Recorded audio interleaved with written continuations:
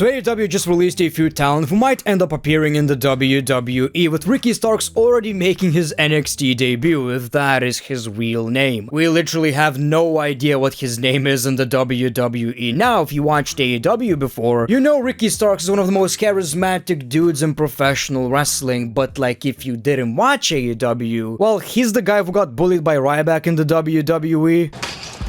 Crazy how life works, right? Bullies never win in the end. Ricky Starks is at the top of the world right now, and Ryback, well, he ain't doing any worse, making money, bitch. Now, of course, the internet is going crazy, people. WWE released talent, you were complaining. AEW released talent, and you're happy? You're smiling? They released talent and you're smiling. Both of these situations are so different, and I'll explain you in a second. We're also going to talk about Drew McIntyre's WrestleMania plans, Charlotte Flair, and Jey Uso vs Gunther. Welcome back to Greatness of Wrestling. How are you guys doing today? Hopefully you're treating your Coco Jumbos well.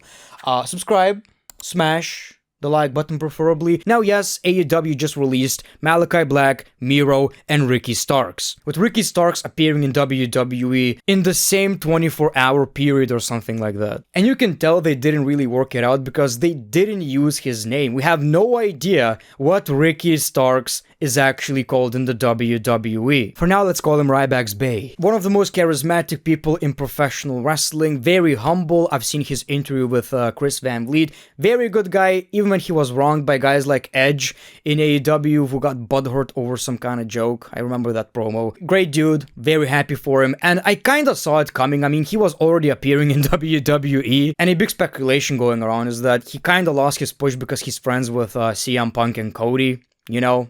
Which, if true, really unfortunate, really shitty. But I look at these guys, you know, Ricky Starks, Malachi Black, Miro, and to me, I wouldn't compare this situation to WWE's releases. WWE released talent out of nowhere because roster cuts.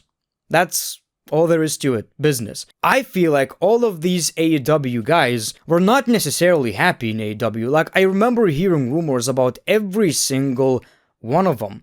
Ricky Starks complained so many times that yes, people are complaining about it, people want that push, and I hope somebody's listening. Something along those lines. Like I've said, he's a humble dude, and he was like, yeah, I know that people want me to get pushed, so hopefully somebody notices. Miro also, I've heard so many rumors, you know, whether he's resigning with AEW or not. Someone who definitely had his ups and downs in AEW. And Malachi Black also, I do remember some rumors that he's leaving AEW. And it's weird because part of me believes, yes, AEW should be kinda blamed, but at the same time, the roster is so huge. The roster is huge, and from what I've heard, obviously all of this is speculation, people. I have no idea.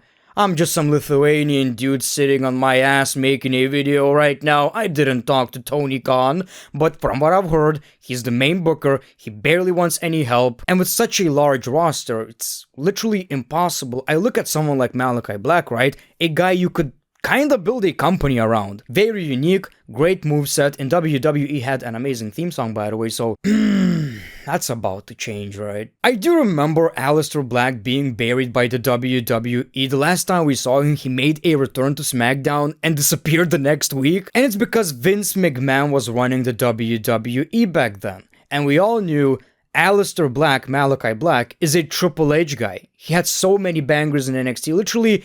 I feel like, at least, he was one of Triple H's favorites. So he left to AEW, and I was like, okay, finally, he's getting that push. People love him.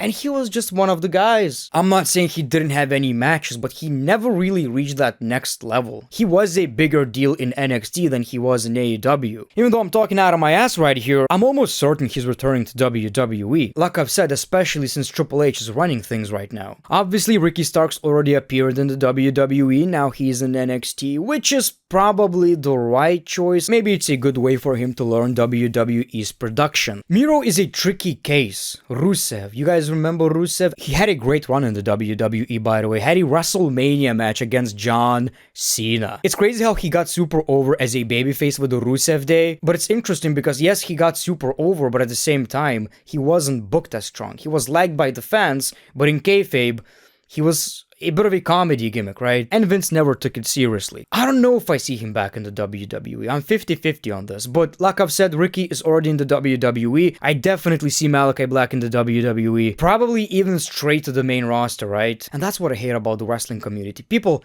I only watch WWE right now, right? Right now, AEW's product is not necessarily for me. Do I have to bitch and moan about it every single day on Twitter?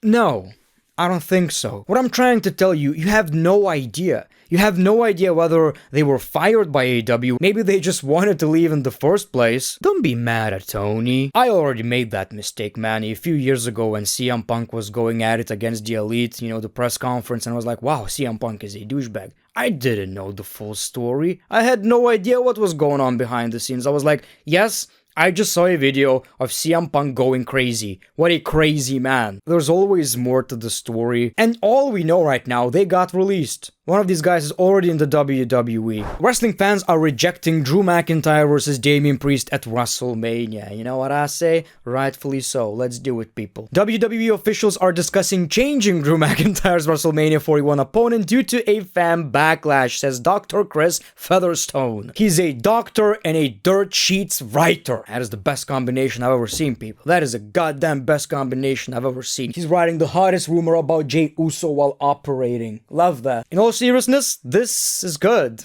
This is very good. Drew got eliminated by Damian Priest. We were like, okay, we don't want that shit. Nobody does. Drew McIntyre had a great year, one of the best years of his career, and now you're putting him in a match against Damian Priest? Doesn't benefit anybody. Absolutely nobody. I guess my prediction would be a match against LA Knight. There's some interest, obviously because of dirt sheets, and it's not a huge thing for Drew McIntyre, to be honest, but at least it's a rivalry we haven't seen before. One thing I was always wondering about Jey Uso's Royal Rumble victory is if he was meant to win the Rumble, why did he face Gunther so many times already? So I was like, maybe it was a last minute change. Maybe he wasn't supposed to win the Royal Rumble match and then they changed their opinion. According to Fightful Select, though, Jey Uso winning the Rumble and challenging Gunther for the World Championship was the plan for quite some time, so it wasn't a last-minute decision. This really surprised me in a way, because it's not like people were really crazy about Gunther versus Jey Uso. If you are going to do this match at WrestleMania, in any scenario, you probably wouldn't put this match on main event. This is something I didn't necessarily understand. So you want Jey Uso to win the Royal Rumble and challenge Gunther,